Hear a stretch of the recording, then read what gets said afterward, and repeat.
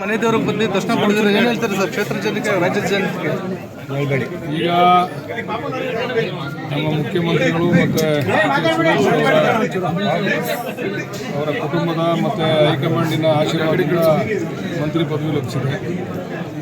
ಈಗ ಕ್ಷೇತ್ರದ ಅಭಿವೃದ್ಧಿ ರಾಜ್ಯದ ಅಭಿವೃದ್ಧಿಯನ್ನು ಕೂಡ ಮಾಡತಕ್ಕಂಥ ಜವಾಬ್ದಾರಿ ಸಿಕ್ಕಿದೆ. ಏನು ಹೇಳೋದು, ಖುಷಿಯಾಗಿದೆ. ಇವಾಗ ಜನಗಳ ಋಣವನ್ನು ತೀರಿಸ್ತಕ್ಕಂಥ ಕೆಲಸ ಮಾಡಬೇಕು ಸರ್. ಈಗ ನಿಮ್ಮದೇ ಆದ ಒಂದು ಕನಸಿದೆ ಸರ್, ಈಗ ಸಚಿವ ಸ್ಥಾನ ಸಿಕ್ಕಿದೆ, ಯಾವ ರೀತಿ ಈಡೇರಿಸ್ತಾರೆ ಸರ್? ಏನಿಲ್ಲ, ಪ್ರತಿನಿತ್ಯ ಕೆಲಸ ಮಾಡಿದಂಗೆ ಈಗಲೂ ಕೂಡ ಕೆಲಸ ಮಾಡ್ತೀವಿ.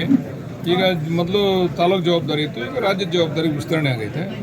ಎಲ್ಲೇ ರಾಜ್ಯದಲ್ಲಿದ್ದರೂ ಕೂಡ ತಾಲೂಕು ಅಭಿವೃದ್ಧಿ ಭಾಳ ಮುಖ್ಯ ಅಲ್ವಾ? ಜಿಲ್ಲೆ ಮತ್ತು ತಾಲೂಕು ಅಭಿವೃದ್ಧಿ, ಜಿಲ್ಲೆನೂ ಕೂಡ ಜಿಲ್ಲೆ ಋಣನೂ ಇದೆ, ತಾಲೂಕು ಋಣನೂ ಇದೆ ಅಲ್ವಾ? ಜಿಲ್ಲೆ ಮತ್ತು ತಾಲೂಕಿನ ಅಭಿವೃದ್ಧಿ ಜೊತೆಗೆ ರಾಜ್ಯದ ಅಭಿವೃದ್ಧಿ ಮಾಡ್ತಕ್ಕಂಥ ಅವಕಾಶವನ್ನು ನಮ್ಮ ಮುಖ್ಯಮಂತ್ರಿಗಳು ಕಲ್ಪಿಸ್ಕೊಟ್ಟವ್ರೆ. ಅದನ್ನು ಪ್ರಾಮಾಣಿಕವಾಗಿ ಮಾಡ್ತೀವಿ. ಸರ್, ಯಾವ ಖಾತೆ ನಿರೀಕ್ಷಿಸಿದ್ದೀರಾ ಸರ್? ಯಾವ ಖಾತೆ ನಿರೀಕ್ಷಿಸಿದ್ದೀರಾ ನೀವು? ಮುಖ್ಯಮಂತ್ರಿಗಳೇ ನಮ್ಮವರಾಗಿರೋದ್ರಿಂದ ನಾವು ಯಾವ ಖಾತೆ ನಿರೀಕ್ಷಣೆಯಲ್ಲೂ ಇಲ್ಲ. ಮುಖ್ಯಮಂತ್ರಿಗಳು ವಿಶ್ವಾಸ ಇಟ್ಟು ಯಾವ ಖಾತೆ ಕೊಟ್ಟರು ಅದನ್ನು ಖಂಡಿತ ನಿಭಾಯಿಸ್ತೀವಿ. ಸರ್, ಈಗ ಟೌನ್ಶಿಪ್ ವಿಚಾರವಾಗಿ ಪಾದಯಾತ್ರೆ ಹಮ್ಮಿಕೊಂಡಿದ್ದಾರೆ ಸರ್. ಈಗ ಒಳ್ಳೆ ಟೈಮಲ್ಲಿ ಅದನ್ನು ಕೇಳಕ್ಕೆ ಬರ್ತಿರಲ್ಲ ಬಂದು ಈ ಸಂದರ್ಭದಲ್ಲಿ ಕೇಳೋ ಪ್ರಶ್ನೆ ಅಲ್ಲ. ನೋಡ್ರಿ, ಯಾರು ಪಾದಯಾತ್ರೆ ಮಾಡ್ತಾ ಇರೋದು?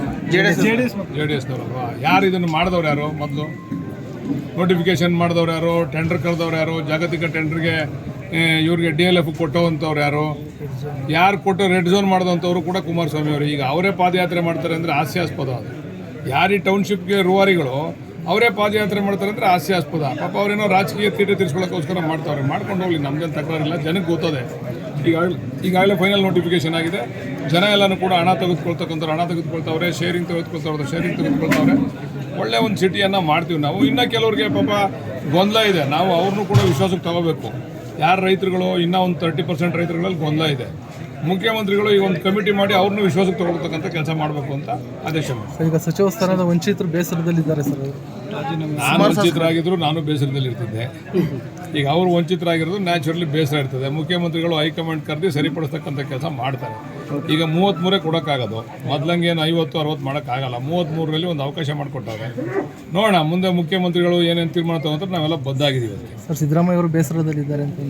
ಇಲ್ಲ, ಸಿದ್ದರಾಮಣ್ಣವರು ಯಾಕೆ ಅವ್ರು ಹೇಳ್ದಿರ್ತಕ್ಕಂಥ ಎಲ್ಲರೂ ಕೂಡ ಮಂತ್ರಿಗಳಾಗಿದ್ದಾರೆ. ಬೇಸರ ಪಡ್ತಕ್ಕಂಥದ್ದು ಏನಿಲ್ಲ. ಸಿದ್ದರಾಮಣ್ಣವ್ರು ಹೇಳಿದಂಥವ್ರು ಕೂಡ ಮೋರ್ ದೆನ್ 50% ಸಿದ್ದರಾಮಣ್ಣವ್ರ ಕಡೆಯವರೇ ಇದ್ದಾರೆ ಅಲ್ಲಿ ಮಂತ್ರಿಮಂಡಲದಲ್ಲಿ. ಇವರು ಅನ್ನೋ ಪ್ರಶ್ನೆ ಅಲ್ಲ.